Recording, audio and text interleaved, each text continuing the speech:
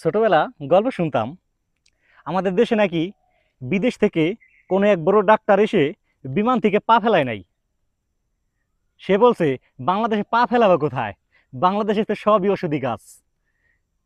আল্লাহ তাআলা বাংলাদেশে এত পরিমাণ ওষুধি গাছ আল্লাহ তাআলা দান করেছে, আসলে বলার মতো না। আমরা অনেকটা চিনি, অনেকটা চিনি না।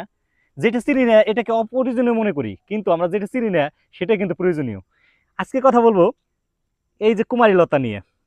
বাংলাদেশে যত লতা আছে সবই ঔষধি গুণ সম্পন্ন, কিন্তু কুমারী লতা তার ভিতরে অন্যতম। আগেকার দিনে যখন এত ঘন ঘন হসপিটাল ফার্মেসি ডাক্তার ছিল না, তখন কবিরাজরা এই প্রতি মাসে মা বোনদের পেটে একটা ব্যথা হয়, সে ব্যথা প্রচণ্ড হলে সেটা নিরাময়ের জন্য কবিরাজরা দিত এই কুমারী লতা। এই কুমারী লতা বেটে 2 বের 3 বের যদি মা বোনেরা খেত, তাহলে তার পেটের ব্যথা নিরাময় হতো।